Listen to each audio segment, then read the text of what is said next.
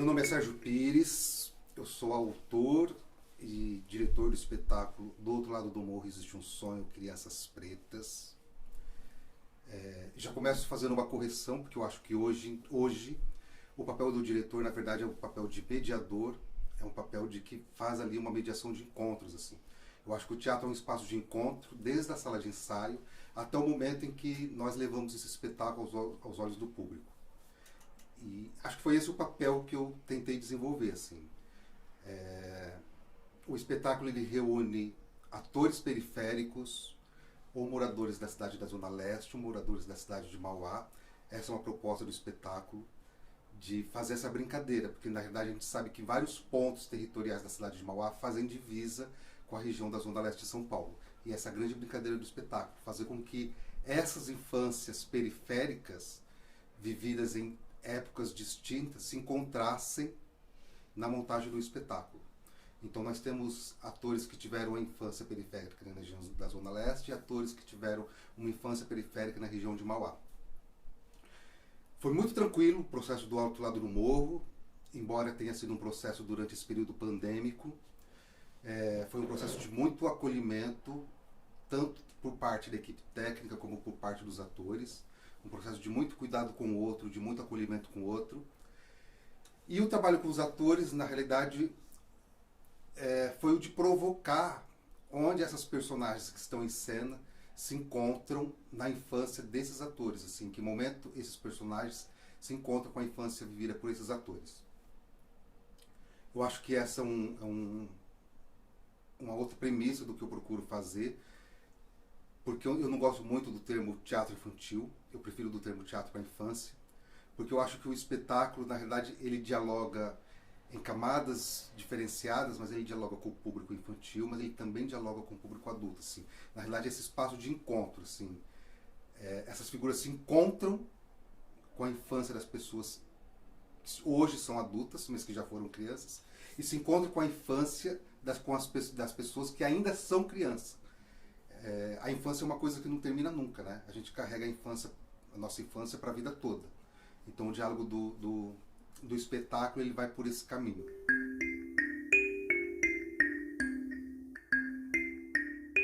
Então para essa montagem de Do Outro Lado do Morro Existe um Sonho, Crianças Pretas, a montagem visa a abordagem de corpos pretos em cena, assim, desses corpos periféricos e pretos em cena, e de uma cultura que permeia a nossa infância, mas que nos é renegado o tempo todo. Então, por exemplo, quando a gente traz a Juliana Ferraz para fazer parte do espetáculo e para fazer uma preparação corporal com os atores, é porque, de uma forma simbólica, eu tinha em mente de que esse corpo dos atores em cenas fizesse uma reverência ao corpo africano, assim, que tivesse um molejo mais africano, um molejo que nos lembrasse até alguns movimentos da dança dos orixás e de alguns orixás da cultura do candomblé e da umbanda, da cultura do funk.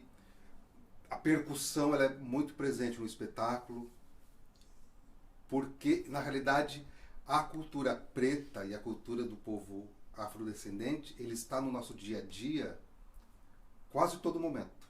A gente que não se atenta a isso, a gente que não se atenta. Então, a gente não faz isso de forma literal, mas o espetáculo ele reverencia essa cultura afrodescendente, ele reverencia e faz uma referência, desde os figurinos até o corpo dos atores e a brincadeira que a gente faz, tanto com cantigas populares, e algumas a gente não tem origens, mas outras com canções que a gente sabe que são de origens africanas mesmo, assim, da infância africana.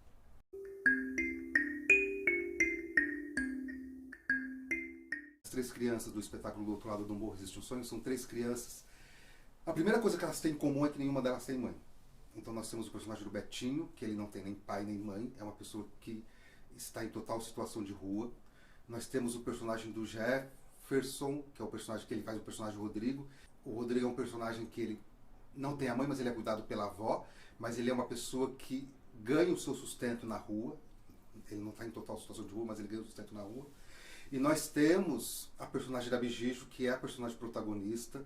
Ela está no momento de transição e é essa personagem que almeja atravessar para o outro lado do morro pro outro lado do morro, em busca de uma aspiração maior, assim. A personagem da Bigijo, ela não tem mãe e ela tem um embate muito forte com a figura do padrasto, assim. E aí é onde começa uma outra brincadeira do espetáculo em si, que é essa brincadeira de revisitar essas heroínas femininas. Nos contos de fadas, geralmente um embate das heroínas femininas se dá com outras personagens femininas. E nesse revisitado texto, eu não acredito mais nisso. Eu acho que uma montagem hoje ela tem que colaborar com certos movimentos. É muito forte o movimento de empoderamento feminino hoje.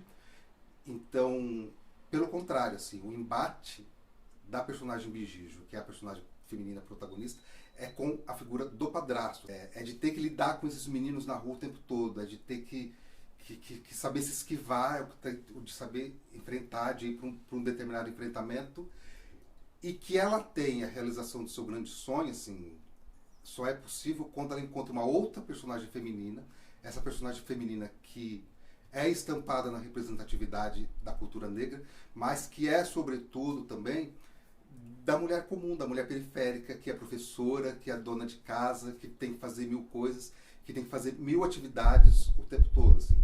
Então, é uma personagem feminina sendo mentora de uma personagem feminina criança, assim.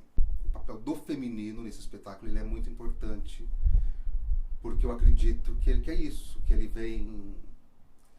vem buscar nesse encontro com as crianças, o espetáculo busca nesse encontro com as crianças, que as crianças percebam o lugar do feminino de fato, o lugar de respeitabilidade ao feminino de fato, que essas crianças percebam o quanto nós nos apropriamos, e o quanto nós dialogamos com a cultura negra, com a cultura afro, também de fato, e da situação social dessas crianças, assim, e desse diálogo periférico, e de que todos nós podemos conquistar aquilo que a gente almeja, assim, todo sonho é possível, assim. Eu acho que o espetáculo busca trazer essa semente de que da periferia para o mundo, sabe? É da periferia para o mundo.